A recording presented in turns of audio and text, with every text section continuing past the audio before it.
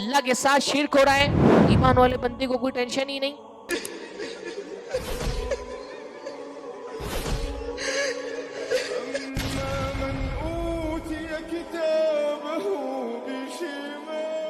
اللہ کے ساتھ کفر ہو رہا ہے، ایمان والا بندہ مطمئن بیٹھا ہوا ہے، غیر اللہ کے سامنے سر جھکایا جا رہا ہے، آپ کی توحید کا جذبہ آپ کی دل میں کوئی ہلچل پیدا نہیں کر رہا.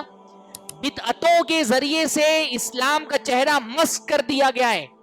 سڑکوں پر اسلام کے نام پر جو کچھ ہو رہا ہے اس سے اسلام بدنام ہو رہا ہے، اور آپ کو کوئی فرق ہی نہیں پڑ رہا. کیا یہ سارے علاقے، آپ کا شہر، آپ کا اسٹیٹ، کیا آپ شرک و بدعت سے پاک ہو گیا ہے؟ یہاں بت پرستی نہیں ہو رہی، ولی پرستی نہیں ہو رہی، قبر پرستی نہیں ہو رہی. یہ لوگ جو جہنم کے راستے پر چل رہے ہیں، ان تک توحید کا پیغام پہنچانے کے لیے کیا کوئی نبی آنے والا ہے؟ یہ کام کس کو کرنا ہے؟ یہ میری ذمہ داری ہے نا، یہ آپ کی ذمہ داری ہے. اللہ نے آپ کو توحید کی نعمت سے نوازا ہے، الحمدللہ. یہ توحید کی نعمت جس کو اللہ رب العالمین نے جس کے ذریعے سے آپ کو سرفراز فرمایا ہے، یہ اللہ کا انتخاب ہے. دنیا میں سب سے بڑا سوشل ورک کیا ہے؟ ہدایت بانٹنا. اس سے بڑا دنیا میں کوئی سوشل ورک نہیں ہے. ہدایت بانٹنے سے بڑا کوئی سوشل ورک ہے؟ ہاں بھائی، ٹھنڈی لگ رہی ہے، کمبل بانٹ دیں گے. لوگ بچوں کو پڑھنا ہے، کاپی کتاب دے دیں. لوگ بھوکے ہیں، ان کو کھانا کھلا دو. یہ ساری چیزیں جو آپ تقسیم کرتے سوشل ورک کے نام پہ، یہ تو دنیا کی چیزیں ہیں نا. ان کے نہیں ہونے سے بندے کی دنیا کا نقصان ہوگا. لیکن ایک بندہ جہنم کے راستے پر چل رہا ہے، ہاں جہنم گمراہی کے راستے پر چل رہا ہے. اسی راستے پر اگر اس کو موت آ جائے تو اس کا ٹھکانہ جہنم میں. وہ شرک کر رہا ہے، بتوں کے سامنے سر جھکا رہا ہے، اولیاء اللہ سے فریادیں کر رہا ہے، مزاروں پہ جا کر کے چادریں چڑھا رہا ہے، وہ شرک کر رہا ہے. اسی شرک کی حالت میں اگر اس کی موت ہو گئی، اس کا ٹھکانہ جہنم ہے. کیا دنیا میں اس سے بڑا کوئی سوشل ورک ہو سکتا ہے؟ اس شرک کے راستے پر چلنے والے انسان کو توحید کے راستے پہ لے آؤ. اس شرک کی گمراہی میں پڑے ہوئے آدمی کو ہدایت کی کتاب اس کے ہاتھ میں دو. کیا یہ ہدایت کمبل سے کمتر کوئی چیز ہے؟ کتابوں سے کمتر کوئی چیز ہے؟ کپڑوں سے کمتر کوئی چیز ہے؟ دنیا کا سب سے بڑا سوشل ورک کیا ہے؟ ہدایت تقسیم کرنا، دعوت اللہ. اس سے بڑا کوئی سوشل ورک نہیں ہے. اس لیے وہ درد محسوس کریے جو نبیوں کا درد تھا. آپ نبی کی امتی ہیں نا، تو نبی کا کلمہ پڑھنے والے کے دل میں نبی والا درد بھی ہونا چاہیے انسانیت کے لیے. امت محمدیہ کا کوئی فرد خود غرض نہیں ہو سکتا کہ مجھے دین کی ہدایت مل گئی، میں توحید پر ہوں، مجھے اللہ تعالیٰ نے صحیح منہج کی ہدایت دے دی ہے، اب میں مطمئن اپنی زندگی سے، اب میری بیوی، میرے بچے، میرا کاروبار، میری تجارت، میرا گھر، میری اپنے خاندان کے لوگ، بس اتنا کافی ہے میرے لیے. نہیں، امت محمدیہ کے ہر فرد کو انسانیت کے لیے ویسا تڑپنا چاہیے جیسے اللہ کے نبی تڑپتے تھے.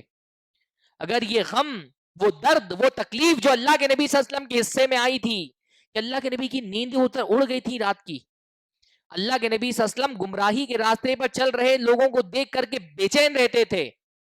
اللہ کے نبی صلی اللہ علیہ وسلم کے ٹینشن کا، اللہ کے نبی کی فکر مندی کا عالم یہ تھا کہ اللہ تعالیٰ بار بار قرآن کی آیتیں نازل کر کے نبی کو تسلی دیتا تھا کہ اللہ کے نبی اپنا ٹینشن کم کریے. ہاں فَلَعَلَّكَ بَاخِعٌ نَفْسَكَ أَلَّا يَكُونُوا مُؤْمِنِينَ.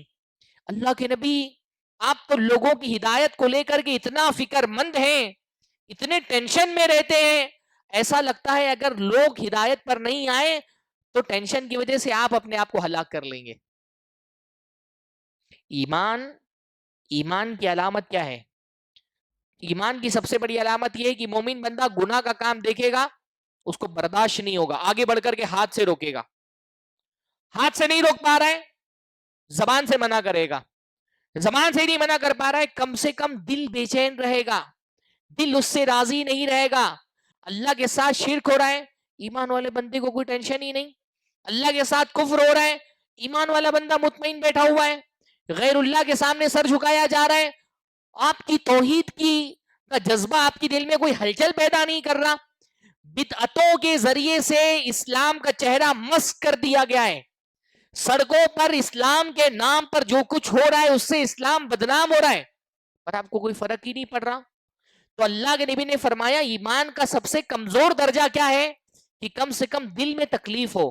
اگر اللہ کے ساتھ شرک ہوتا دیکھ کر کے, کفر ہوتا دیکھ کر, بت پرستی ہوتی ہوئی دیکھ کر, اولیاء پرستی ہوتی دیکھ کر کے, قبر پرستی دیکھ کر کے, بدعات اور خرافات دیکھ کر کے دل بے چین بھی نہیں ہو رہا, کسی طرح کی فکر مندی بھی نہیں ہو رہی, لوگ جہنم میں جا رہے ہیں, شرک پر مر کر کے جہنم کا ایندھن بننے والے ہیں, ان کے لیے کوئی درد دل میں آپ محسوس نہیں کرتے, تو جو ایمان کا چھوٹا سا درجہ ہے نا, اس کا مطلب وہ بھی دل کے اندر نہیں رہ گیا. بھائی نبی صلی اللہ علیہ وسلم کی فکر مندی کا عالم یہ ہے, اللہ تعالیٰ آسمان سے تسلی دے رہا ہے ہاں کہ اللہ کے نبی صلی اللہ علیہ وسلم آپ لوگ ایمان نہیں لا رہے ہیں, اس کو اس ٹینشن میں آپ اپنے آپ کو نہ ختم کر دے کہیں. ہاں بار بار قرآن مجید میں ایک بات کہی جاتی ہے نا, لیس علیک ھداھم, اللہ کے نبی صلی اللہ علیہ وسلم لوگوں کو ہدایت دے دینا آپ کا کام نہیں ہے. ہاں انک لا تہدی من احببت, اللہ کے نبی اتنے ٹینشن میں کہ میں کیا ایسا کر دوں کہ لوگ ہدایت پر آ جائیں. اللہ تعالیٰ کوئی ایسی نشانی ہی نازل کر دے کہ لوگ مجبور ہو جائے اسلام قبول کرنے پر. اللہ کے نبی کی بے چینی کو دیکھ کر کے اللہ رب العالمین تسلی دے رہا ہے کہ اللہ کے نبی لوگ اگر کفر پہ مر رہے ہیں آپ فکر مت کریے, لیس علیک ھداھم, لوگوں کو ہدایت پر لے آنا آپ کی ذمہ داری نہیں ہے, آپ کا کام راستہ دکھانا ہے, راستہ پر چلنے کی توفیق اللہ دیتا ہے. انک لا تہدی من احببت, نبی کو تسلی دے کے کہا جا رہا ہے نبی آپ جس کو چاہیں اس کو ہدایت نہیں دے سکتے. یہ کیا تھا؟